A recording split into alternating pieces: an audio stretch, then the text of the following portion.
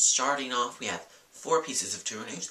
Number 1 and number 2, West Side Story and Next Normal are getting tours. West Side Story's tour is beginning in late 2010. Next Normal is beginning early next year, 2011. Yay! I hope Alice Ripley kind of goes on the tour. I mean, I can understand her staying in New York, but if she goes on the tour, I have to see it. I don't care where it goes. I have to see it. Because she's crazy. Next, the tour of Rent closed last Sunday.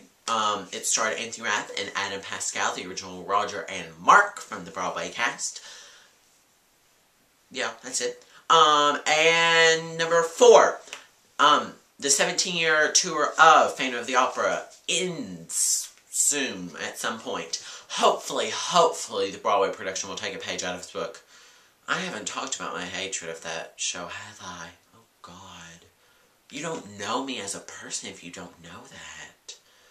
I'll have to talk about that later. Next, grosses.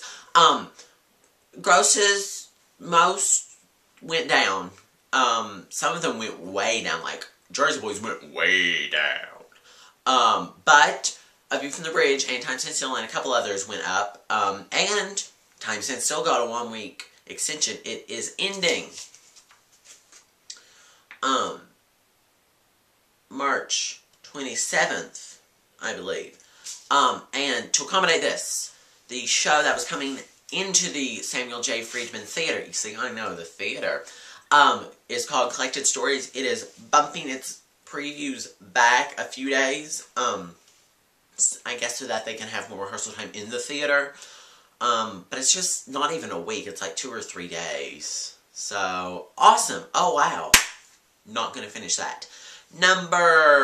What number are we on? Number 74. 2 starts of previews. On Thursday, I believe, The Miracle Worker, starring Alison Peel and Abigail Breslin and several other people, started previews at the Circle and Square Theater. It's really the only theater, Broadway theater, that is almost in the round. It's not entirely in the round. But yeah, I really hope it gets good reviews. I'm sure it will because, I mean, Abigail Breslin is fantastical. And Alison Peel, I really like her. Anyway, and on Monday, hopefully I'll get this up today, which is Monday, but if I don't, on Monday, A Behanding in Spokane, I believe it's called, starring Christopher Walken, of all people, with really weird hair, begins previews. It's a new play, and it opens in March, of course, like The Miracle Worker, and I believe The Miracle Worker opens March 3rd.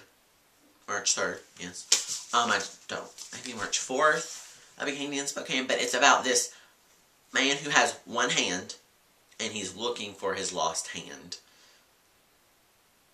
And there are 2 con artists who just want to make a couple $100, and then there's another person who's crazy.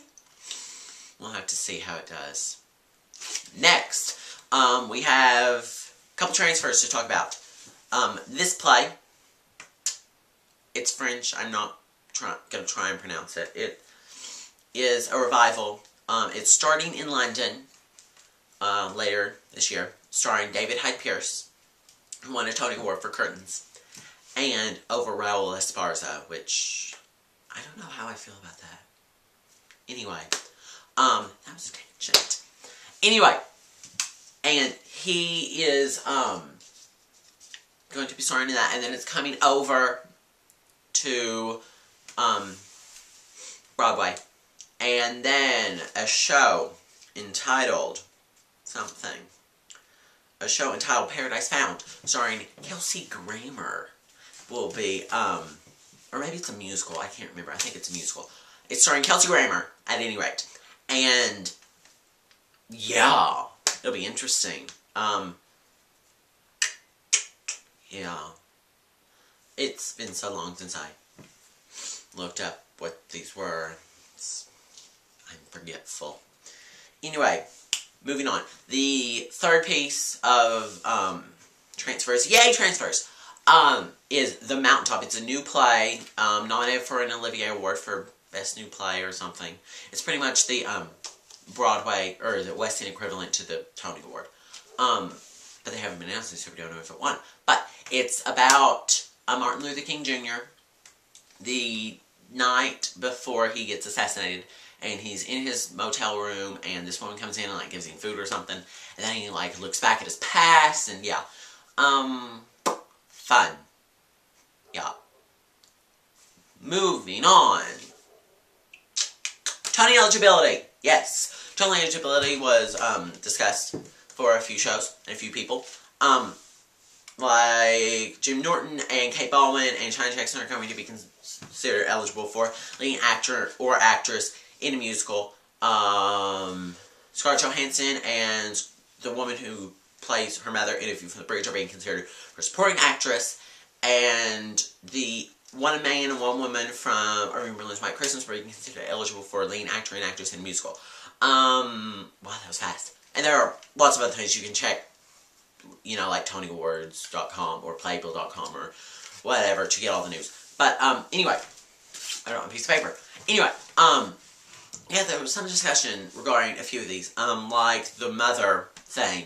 Like Allison Jane was considered eligible, I think she was nominated, for, leading actress in a play when they had the revival in the 90s with Brittany Murphy, I believe. I think that's the same one. But my idea is that it's like, for this production, are they more of a leading character or a supporting character? You know what I mean? Do you guys know what I mean? It's like, well, in this show, even though it's the same show, in this one, she had more of a presence, like an actual presence. Like you were drawn to her, whereas in this one, she's much more of a supporting character. We shall have to wait and see if she's even nominated. Also, with the lead actor and actress in White Christmas, some people were saying, oh, are they considering Irving Berlin's White Christmas a revival? No. Because there's this rule that there are several set rules, which I'll say something in a minute. But there are several set rules, like a revival, to be considered a revival, it can't have happened 3 years.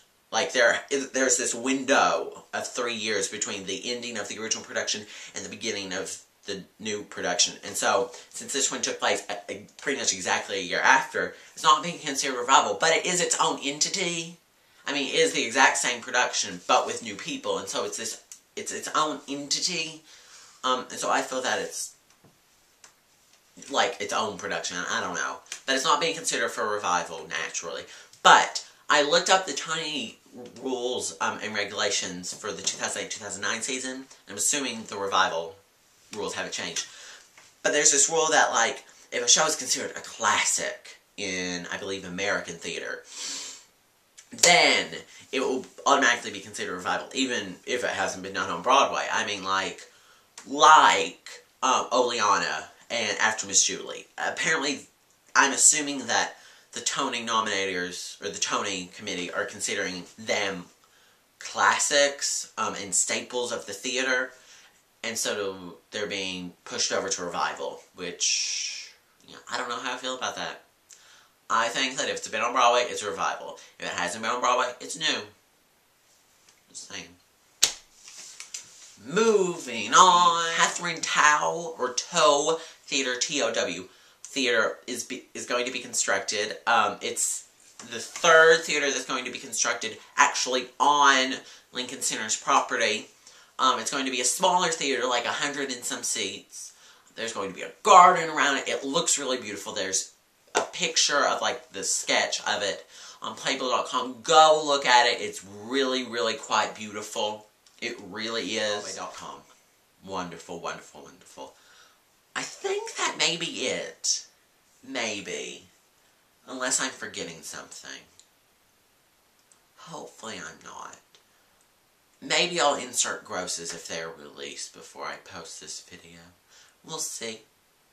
But unless there's something else after this, until next time, I am Lauren Bacall. Welcome to the theater. We're fools, and we love it. Oh, sure, I may sound like a man, but at least I don't look like one.